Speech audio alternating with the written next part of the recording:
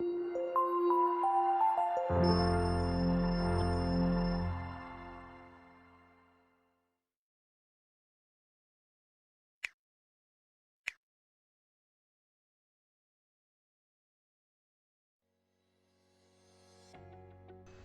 semuanya, perkenalkan nama saya Ganesh. Di sini saya akan menjelaskan tentang responsibility accounting. Responsibility accounting merupakan sistem akuntansi yang menghasilkan laporan biaya atau profit kepada manajer yang bertanggung jawab atas suatu aktivitas untuk tujuan pengendalian. Tujuannya yaitu menyediakan manajemen dengan alat kontrol biaya yang berguna, mencatat dan melaporkan biaya yang timbul sebagai akibat dari setiap aktivitas kepada individu di perusahaan yang bertanggung jawab untuk mengendalikan aktivitasnya. Akuntansi pertanggungjawaban ini menekankan pada pengendalian biaya internal dan bukan menentukan biaya produk. Akuntansi pertanggungjawaban ini menentukan biaya yang dikeluarkan oleh suatu kegiatan atau kelompok kegiatan daripada biaya yang dikeluarkan untuk menghasilkan suatu produk. Ilustrasi responsibility accounting yaitu sebagai berikut. Maintenance Department melakukan pemeliharaan departemen dengan total maintenance hours budgeted selama 2.500 jam dan actual hours selama 2.000 jam. Actual cost yang terjadi sebesar $225.000, sedangkan budgeted fixed cost sebesar $75.000 dan budgeted variable cost $10 per jam. Berapa biaya pemeliharaan yang dibebankan ke departemen pemeliharaan? Tarif pemeliharaan departemen per jamnya yaitu fixed cost dengan cara $75.000 dibagi 2.500 jam mendapat $30 per jam. Kemudian variable cost $10 per jam mendapat total tarif pemeliharaan departemen per jam $40 per jam. Ilustrasi lanjutannya yaitu biaya yang dibebankan menjadi tarif dikali actual maintenance hours $40 per jam dikali dengan 2.000 jam mendapat $80.000, yaitu kemudian membandingkan biaya yang dibebankan dengan biaya aktual mendapat variance, yaitu variance actual cost dikurangi dengan cost yang dibebankan. Bila bernilai positif menjadi unfavorable karena actual cost lebih besar daripada cost yang dianggarkan.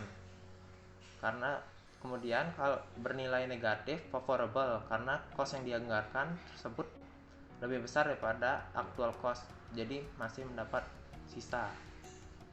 Habis itu variance yang tadi didapatkan itu biaya aktual $125.000 dan biaya yang dibebankan $80.000 menjadi mendapat variance $45.000. Kemudian perbandingan fixed cost budgeted dengan yang dibebankan.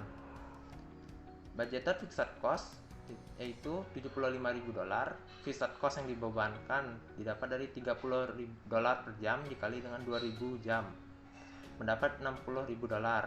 Variansnya yaitu $15.000.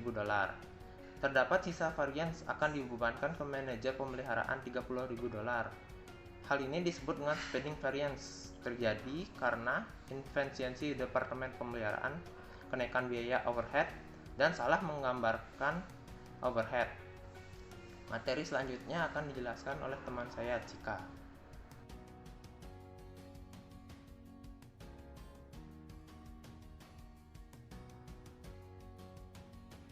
Hai semuanya, aku Cika Febriani. Melanjutkan pembahasan yang sebelumnya mengenai responsibility accounting. Jadi kali ini aku akan membahas mengenai responsibility reporting, kemudian dilanjutkan dengan konsep flexible budget. Jadi untuk yang pertama ini merupakan responsibility reporting, yaitu suatu program yang mencakup seluruh manajemen operasi kepada siapa divisi akuntansi, biaya, atau anggaran menyediakan bantuan teknis dalam bentuk laporan pengendalian periodik.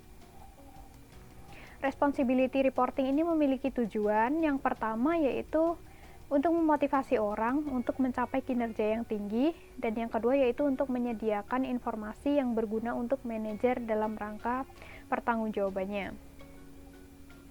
Kemudian karakteristiknya ini kurang lebih ada 9.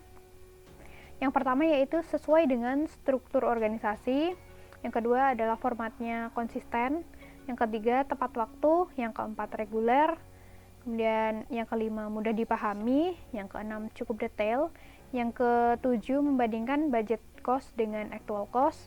Yang kedelapan, dapat dianalisis. Dan yang kesembilan, dinyatakan dalam unit maupun rupiah. Pembahasan yang selanjutnya yaitu mengenai flexible budget. Flexible budget ini merupakan budget yang disesuaikan dengan tingkat aktivitas aktual atau terjadi ketika volume aktual ini berbeda dengan volume yang direncanakan atau yang dianggarkan. Misalnya budget FOH dianggarkan 10.000 untuk produksi 1.000 unit. Kemudian aktual FOH ternyata 10.500 dan produksi aktualnya yaitu 1.100 unit. Maka di sini terdapat perbedaan mengenai produksi yang direncanakan dengan produksi aktualnya. Maka terdapat volume yang tidak sama. Maka flexible budget ini digunakan untuk menyesuaikan tingkat aktivitas aktual. Kemudian konsep flexible budget, menurut charter terdapat 3 FOH. Yang pertama yaitu actual FOH, yang kedua budget allowance, dan yang ketiga yaitu applied FOH. Mengenai actual FOH, ini merupakan FOH aktual yang digunakan. Kemudian budget allowance ini merupakan budget yang disesuaikan dengan tingkat aktivitas aktual atau variabel FOH disesuaikan dengan volume aktual. Jadi variabel FOH ini disesuaikan dengan volume aktual, sedangkan fix FOH ini berdasarkan budget. Dan yang ketiga yaitu applied FOH, yaitu berdasarkan predetermined rate dikali dengan volume aktualnya. Jadi berdasarkan tarif dikali dengan volume aktualnya. Kemudian selisih antara aktual FOH dengan budget allowance ini disebut sebagai spending variance. Apabila hasilnya itu positif, maka unfavorable atau tidak menguntungkan. Namun apabila hasilnya negatif, ini maka favorable atau menguntungkan. Jadi mengapa disebut tidak menguntungkan ketika hasilnya positif? Itu karena ternyata aktual FOH atau FOH yang dikeluarkan itu lebih besar daripada yang dibudgetkan. Jadi terdapat ketidakefisiensian dalam penggunaan FOH atau mungkin lebih boros atau sebagainya. Dan yang kedua yaitu idle capacity variance, itu didapat dari budget allowance dikurangi applied FOH. Apabila hasilnya positif, maka unfavorable, sedangkan apabila hasilnya negatif, maka favorable.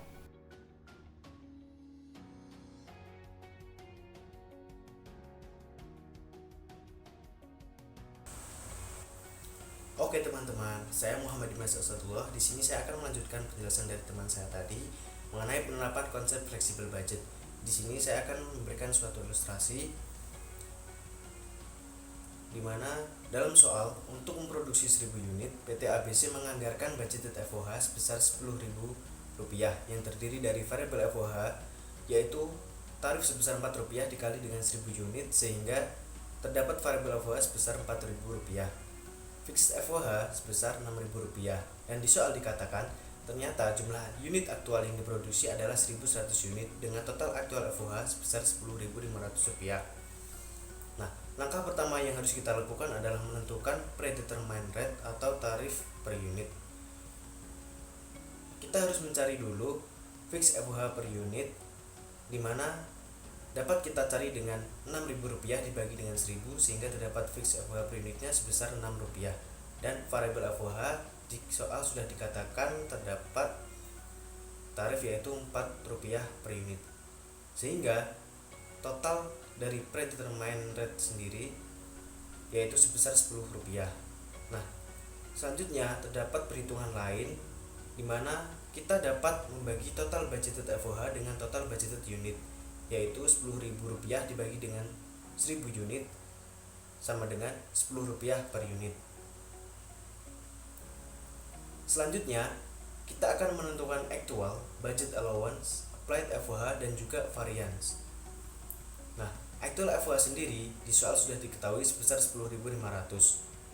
Selanjutnya kita akan mencari budgeted allowance. Dapat kita cari dengan menambahkan variable cost dan juga fixed cost. Di sini variable cost kita dapat cari dengan tarif sebesar Rp4 dikalikan dengan actual unit sebesar 1.100 sehingga variable cost terdapat Rp4.400. Untuk fixed cost di soal sudah diketahui sebesar Rp6.000. Langsung saja kita tambahkan sehingga budgeted allowance dapat diketahui sebesar 10.400. Sedangkan applied FOH sendiri dapat kita cari dengan tarif sebesar Rp10 dikalikan dengan unit aktual sebesar 1.100 sehingga applied FOH sebesar 11.000. Nah, dari ketiga data berikut selanjutnya dapat kita cari spending variance dan juga idle capacity variance. Nah, spending variance sendiri dapat kita cari dengan mengurangkan actual FOH dengan budgeted allowance, yaitu 10.500 dikurangkan dengan 10.400 sehingga terdapat selisih atau spending variance sebesar Rp100 yang di sini dikatakan unfavorable. Kenapa unfavorable? Spending variance dikatakan unfavorable dikarenakan actual FOH lebih besar daripada budgeted allowance, sehingga FOH yang digunakan lebih besar daripada yang dianggarkan dan akan terjadi inefisiensi. Nah, selanjutnya adalah mencari idle capacity variance, di mana dengan menggunakan budgeted allowance dengan applied FOH. Nah, di sini terdapat selisih sebesar Rp600 dan dikatakan favorable. Nah, kenapa dikatakan favorable? Dikarenakan actual capacity lebih besar dari yang dianggarkan, sehingga tidak ada kapasitas yang menganggur. Oke teman-teman, sekian penjelasan dari kelompok kami. Mohon maaf apabila ada kesalahan kata, dan sampai jumpa.